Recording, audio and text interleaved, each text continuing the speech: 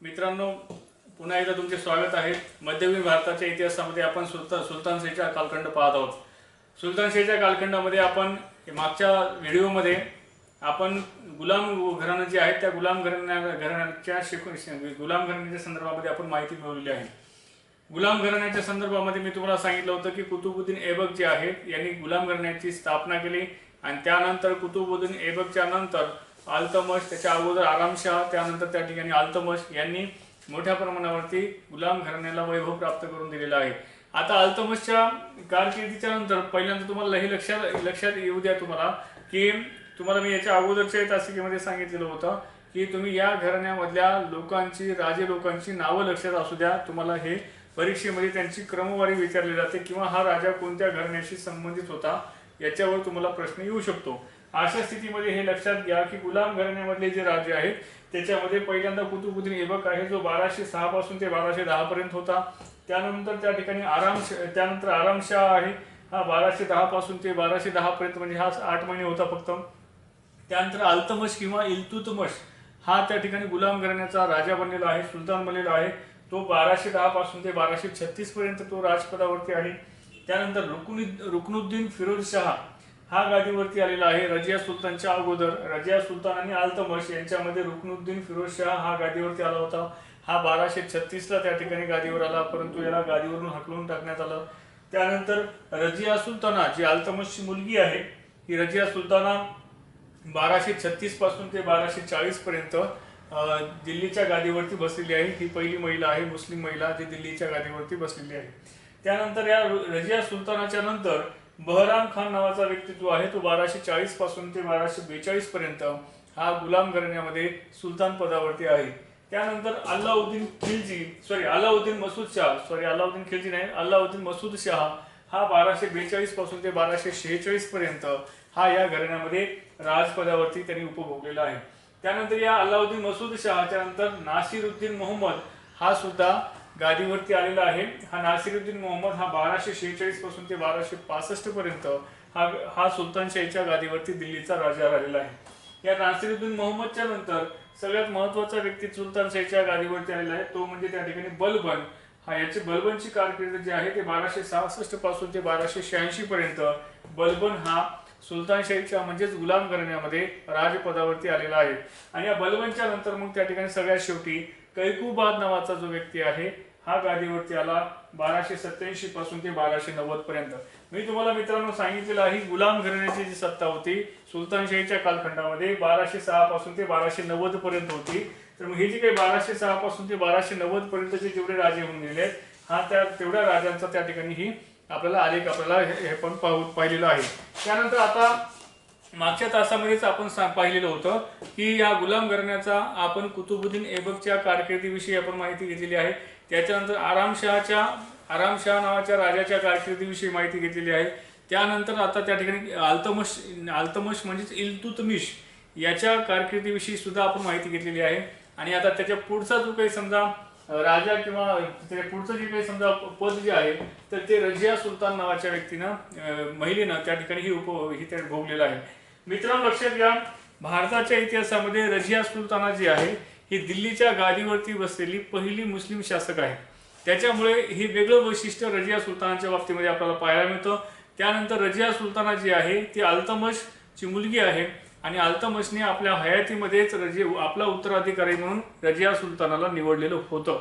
परंतु मी तुम्हाला याच्या अगोदर सांगितलेलं आहे की अल्तमशने आपल्या हयातीमध्ये 40 गणी सरदारांची निर्मिती केली होती, म्हणजे 40 कुलीन लोकांचा संघ अशा या संघटनेची निर्मिती केली होती ज्यांचं लक्ष आणि ज्यांची देखरेख प्रशासनावरती होती. आता हे जे 40 गणी सरदार आहेत या 40 गणी सरदारांचा रजियाला ते पद देण्यासाठी विरोध होता. त्याच्यामधून त्या ठिकाणी जो राजा झाला रजिया सुलतानच्या अगोदर तो झाला रुकनुद्दीन फिरोजशाह. परंतु या रुकनुद्दीन फिरोजशाह याला पदावरून हटवून जे रजिया सुलताना जी आहे तर ती आपल्या गादीवरती बसलेली आहे. आता मध्ययुगीन भारतातली पहिली मुस्लिम महिला शासक आहे जी दिल्लीच्या गादीवरती बसली. हे रजिया सुलतानच्या संदर्भामध्ये तुम्हाला लक्षात ठेवायचं आहे. त्याच्यामुळे परीक्षेमध्ये हा प्रश्न वारंवार रिपीट झालेला आहे, त्यामुळे हे तुम्ही लक्षात ठेवणं आवश्यक आहे. दिल्लीच्या गादीवरती बसलेली मध्ययुगीन भारताच्या इतिहासातली पहिली मुस्लिम शासक म्हणजे रजिया सुलताना होय. आता त्यानंतर ही सुलतानशाहीच्या काळातली सुद्धा पहिली स्त्री आहे. त्यानंतर या महिलेचं वैशिष्ट्य आहे की या महिलेनं म्हणजे रजिया सुलतानाने आपला जो काही वेश आहे तर तो पुरुषी वेश त्या ठिकाणी परिधान केलेला आहे. तुम्हाला माहिती आहे, तुम्हाला याच्या अगोदरही माहिती होतं की लक्षात घ्या की रजिया सुलतान हिचा पेहराव जो आहे तो पुरुषांप्रमाणे असत. रजिया सुलताना ही घोड्यावर बसणे, त्यानंतर त्या ठिकाणी शिकारीसाठी जाणे, त्यानंतर युद्धामध्ये भाग घेणं, त्यानंतर सैन्याचं नेतृत्व करणं, त्यानंतर दरबारामध्ये स्वतः त्या ठिकाणी आदेश देणं, या सगळ्या गोष्टी ज्या आहेत तर त्या पुरुषाच्या वेशामध्ये रजिया सुलताना पुरुषांच्या बरोबरीने करायची. त्याच्यामुळे रजिया सुलताना जी आहे तर ती तत्कालीन जी अरब किंवा तुर्की जे काही मुस्लिम लोक होते यांच्यामध्ये ती अप्रिय बनली किंवा त्यांना असं वाटलं की हे आपल्या त्या ठिकाणी धर्माच्या किंवा कोरोनाच्या विरोधामध्ये हिचं वागणं आहे. त्यानंतर पुरुषी वेशात ती परिधान करायची आणि इस्लाममध्ये असणारा जी काही पडदा पद्धत आहे की पडदा पद्धतीचा सुद्धा रजिया सुलतानाने विरोध केलेला आहे. तिने कधीही पडदा वापरलेला नाही. तर त्यामुळे हे तिचं वैशिष्ट्य आहे. दुसरी गोष्ट म्हणजे एवढ्यावरच हे प्रकरण थांबलेलं नाही, तर रजिया सुलतानाने तिच्याच त्या ठिकाणी दरबारामध्ये एक ॲबिसिनियन गुलाम होता ज्याचं नाव होतं मलिक जमालुद्दीन याकूत. हे नाव तुम्हाला परीक्षेसाठी लक्षात ठेवणं आवश्यक आहे. तो ॲबिसिनियाचा त्या ठिकाणी गुलाम होता, त्याचं नाव आहे मलिक जमालुद्दीन याकूत. याला त्या ठिकाणी रजिया सुलतानने एक पद दिलं. हे पद आहे तर ते अमीर ए आखूर. अमीर हे आखूर हे पद रजिया सुलतानानं कुणाला दिलं होतं तर हे जमालुद्दीन याकूतला दिलं होतं. या अमीर ए आखूरचा त्या ठिकाणी अर्थ असा होतो की शाही अश्वालयाचा त्या ठिकाणी अश्वशाहीचा प्रमुख. म्हणजे जे काही समजा शाही घोडे ज्या ठिकाणी राहत होते त्या शाही अश्वशाहीचा प्रमुख म्हणजेच अमीर ए आखूर ही एका गुलामाला त्या ठिकाणी त्याने बढती देऊन त्या महिलेनं त्या ठिकाणी याला मोठ्या पदावरती बसवलं. त्यामुळे तुर्की वंशाचे जे काही लोक होते, कुलीन लोक जे होते ते रजियावरती त्यांनी नाराज झाले आणि याच जमालुद्दीन याकूत सोबत रजियाचे प्रेम त्या ठिकाणी प्रसंग सुद्धा आपल्याला पाहायला मिळतात. याच्यामुळे रजिया ही अल्पावधीमध्येच तुर्की सरदारांमध्ये अप्रिय ठरली. त्यामुळे तिला पदावरून बाहेर काढण्यासाठी त्या ठिकाणी कटक कारस्थानं मोठ्या प्रमाणामध्ये उदयास आली. अल्तुनिया नावाचा भटिंडाचा गव्हर्नर होता, सुभेदार होता. त्याने रजियावरती हल्ला केला आणि रजियाला कैद केले आणि शेवटी कैद केल्याच्यामुळे अल्तुनिया सोबतच रजियानी त्या ठिकाणी हे केलं, विवाह केला आणि स्वतःची सुटका करून घेतली. परंतु याच संघर्षामध्ये रजियाचा शेवट झाला आणि त्यामुळे त्या ठिकाणी 1240 मध्ये रजिया सुलतान ही त्या ठिकाणी मृत्युमुखी पडलेली आहे. आता त्या रजिया सुलतानाच्या नंतर दुसरा जो काही राजा झाला त्याचं नाव आहे बहराम शाह. हा जो बहराम शाह आहे 1240 ते 1242 या दरम्यान पदावरती होता. मित्रांनो लक्षात घ्या, अल्तमशच्या नंतर काही काळ जो आहे हा सुलतानशाहीच्या गादीवरती हा सत्ता संघर्ष मोठ्या प्रमाणामध्ये चाललेला आहे. दुर्बल राजांची जी काही संघटन आहे किंवा दुर्बल राजांची जी काही पिंड आहे तर ते यानंतरच्या काळामध्ये आपल्याला पाहायला मिळतात. त्यामुळे बहराम शाह हा अल्पावधीमध्येच पदावरून गेला. त्याच्या कारकिर्दीमध्ये महत्वाची अशी विशेष कुठलीही घटना घडली नाही. जे 40 गणी सरदार जे आहेत यांचंच प्राबल्य दरबारावरती आपल्याला पाहायला मिळतं. त्यानंतर आहे अल्लाउद्दीन मसूद शाह. हा बहराम शहाच्या नंतर आला. हा 1242 ते 1246 या दरम्यान अल्लाउद्दीन मसूद शाह होता. याचं वैशिष्ट्य आहे की हा दिवस रात्र त्या ठिकाणी मदिरा व्यसन याच्याच आहारी तो असायचा. त्यामुळे तो दुर्व्यसनी म्हणून त्या ठिकाणी इतिहासामध्ये तो कुप्रसिद्ध होता. 4 वर्षाच्या कारकिर्दीमध्ये त्यांनी कुठलंही काही महत्वाचं काम केलं असं आपल्याला आढळत नाही. हे जे काही समजा कमी कर्तबगार असणारे हे जे लोक आहेत यांच्या कारकिर्दीमध्ये 40 गणी सरदारांचा प्रभाव आपल्याला मोठ्या प्रमाणामध्ये पाहायला मिळतो. त्याच्यानंतर नासिरुद्दीन मोहम्मद नावाचा जो व्यक्ती आहे हा पुढचा राजा बनला, सुलतान बनला. 1246 पासून ते 1265 पर्यंत नासिरुद्दीन मोहम्मद हा सुलतानशाहीच्या सुलतान पदावरती आलेला आहे. हा नासिरुद्दीन मोहम्मद हा 46 पासून 65 पर्यंत होता. याच्या कारकिर्दीमधली महत्वाची गोष्ट म्हणजे काय, 40 गणी सरदारांमधला एक प्रबल सरदार असलेला बलबन नावाचा, जो बलबन म्हणजे त्याचं नाव उलूग खान असं होतं, त्या बलबन नावाच्या व्यक्तीच्या मदतीनं या नासिरुद्दीन मोहम्मद हा याच्या सुलतानशाहीच्या गादीवरती आलेला आहे, दिल्लीच्या गादीवरती. तो बलबनच्या सहाय्याने आला आणि त्यानंतर याच्या कारकिर्दीमध्ये नासिरुद्दीन हा सुद्धा काही कर्तबगार सम्राट नव्हता. याच्या कारकिर्दीमध्ये सर्व जे काही दिल्लीची सत्ता आहे तर ती बलबनच्याच ताब्यामध्ये होती। तर या बलबनने स्वतःच्या मुलीचा विवाह ह्या नासिरुद्दीन सोबत केला आणि जे सुलतान आणि त्याचे जे काही समजा त्याच्या माध्यमातून त्या ठिकाणी स्वतःचं पद जे आहे तर ते त्या ठिकाणी बलाढ्य करण्याचा प्रयत्न बलबनने केला। आता या बलबनला स्वतःची ताकद वाढवायची होती। त्या तत्कालीन जे काही इतिहासकार आहेत त्याच्यामध्ये इब्न बतुता आहे, इसामी आहे, या इतिहासकारांच्या मते बलबननी विष देऊन या नासिरुद्दीनचा शेवट केला आणि स्वतः त्या ठिकाणी सर्व सम्राट झालेला आहे, तो स्वतः त्या ठिकाणी सुलतान शाहीचा तो प्रमुख झालेला आहे। आता त्याच्यामुळे त्या ठिकाणी नासिरुद्दीनच्या नंतर दिल्लीच्या सुलतानशाहीच्या गादीवरती आलेला आहे तो आहे बलबन। आता बलबनलाच उलुग खान असं सुद्धा म्हणतात आणि त्याची कारकीर्द सुरू होते 1266 पासून ते 1286 पर्यंत। मित्रांनो लक्षात घ्या, गुलाम घराण्यामधला सगळ्यात कर्तबगार किंवा सगळ्यात धूर्त, सगळ्यात मुत्सद्दी जर व्यक्ती कोणता असेल तर तो बलबन आहे आणि त्यांनी त्या ठिकाणी प्रशासनामध्ये अनेक मोठ्या प्रमाणावरती बदल केलेले आहेत। बलबनला स्वतःची सत्ता सर्वसामान्य लोकांवरती, इतर मुस्लिम तुर्की लोकांवरती छाप पाडावी, टिकवावी यासाठी बलबनने राजत्वाचा सिद्धांत मांडला। राजपदाचा सिद्धांत त्याच म्हणजे राजपदाची निर्मिती कशा प्रकारे झाली किंवा कशा प्रकारे असते, राजपदाचा दैवी सिद्धांत जो आहे तर तो बलबनने मांडलेला आहे। त्या दैवी सिद्धांतामध्ये बलबनचं म्हणणं काय होतं तर बलबनच्या मते सुलतान या भूमीवरचा ईश्वराची त्या ठिकाणी ती छाया आहे। म्हणजे सुलतान हा दुसरा तिसरा कोणी नसून तो डायरेक्ट ईश्वराचा प्रतिनिधी, ईश्वराची सावली म्हणजे सुलतान किंवा राजा असं बलबन त्या ठिकाणी राजाच्या किंवा सुलतानाच्या बाबतीमध्ये म्हणतो। तो स्वतःचा उल्लेख जिल्ले इलाही म्हणजे जिल्ले इलाहीचा अर्थ होतो ईश्वराची छाया। या जिल्ले इलाही ही पदवी किंवा जिल्ले इलाही असं स्वतःला कोण संबोधून घेत होता तर तो बलबन घेत होता। याच्यावर परीक्षेमध्ये प्रश्न आलेला आहे, त्यामुळे जिल्ले इलाही असा उल्लेख सुद्धा बलबन स्वतःचा करतो। त्यानंतर तो पुढे असंही म्हणतो की तो त्या ठिकाणी ईश्वराची कृपा धारण केलेला या पृथ्वीवरचा तो त्या ठिकाणी अनभिषिद्ध तो सम्राट आहे। म्हणजेच काय तर ईश्वराची कृपा धारण केलेला म्हणजे त्या ठिकाणी निबियाबत एक खुदाई, हे निबियाबत या एक खुदाई आणि जिल्ले इलाही या दोन्ही कन्सेप्ट तुम्हाला लक्षात असणं आवश्यक आहे। हे निबियाबत एक खुदाई म्हणजे ईश्वराची कृपा आणि जिल्ले इलाही म्हणजे ईश्वराची छाया, असे दोन्ही विरुद्ध कोणी धारण केले तर ते बलबनने केलेले आहेत। हे तुम्हाला परीक्षेच्या अँगलला लक्षात ठेवणं आवश्यक आहे। पुढची गोष्ट आहे बलबन हा जो आहे बलबननी काय केलं की स्वतःचं स्थान मजबूत करण्यासाठी जो अल्तमशचा जो परिवार होता त्या परिवारातल्या सर्व सदस्यांना म्हणजेच त्याच्या विरोधकांना ठार करण्याचं काम बलबनने केलेलं आहे।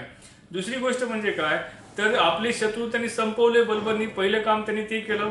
दुसरं काम त्यांनी केलं की दरबारावरती ज्या प्रमुख 40 लोकांचा जो काही प्रभाव होता, 40 गणी सरदारांचा, तो प्रभाव हटवण्यासाठी त्यांनी 40 गणी सरदारांमधल्या लोकांच्या कत्तली केल्या आणि त्यानंतर 40 गणी जो संघ होता तो त्यांनी बरखास्त केला। म्हणजे बलबनला कोणीही विरोधक त्यांनी ठेवला नाही। त्यानंतर बलबनने आपल्या दरबारामधले जे लोक आहेत तर ते आपल्या विरुद्ध बंड करू नये यासाठी त्या ठिकाणी ईश्वराचं त्या ठिकाणी सहारा घेऊन त्या ठिकाणी दरबारामध्ये फार मोठ्या प्रमाणामध्ये एक नियम आणि कठोर शिस्त त्या ठिकाणी अवलंबली।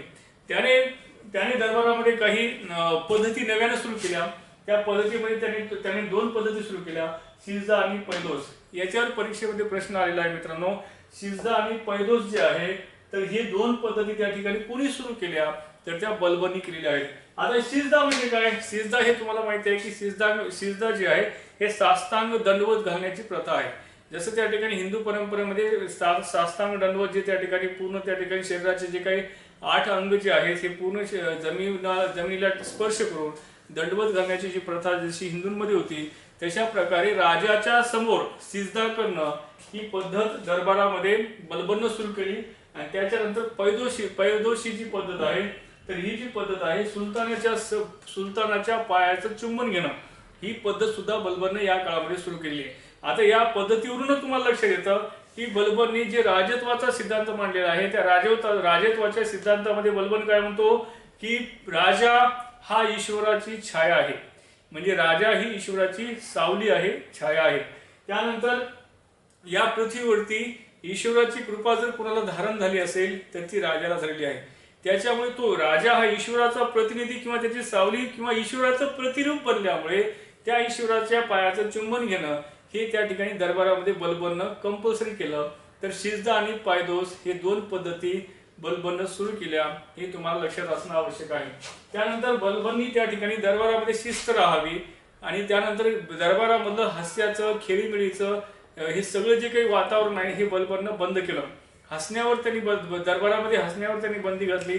त्याच्यानंतर त्या ठिकाणी दरबारामध्ये त्या ठिकाणी मदिरेवर म्हणजे त्या ठिकाणी दारूवर बंदी घातली. आता हे सगळ्या गोष्टी त्यांनी बंद केल्या.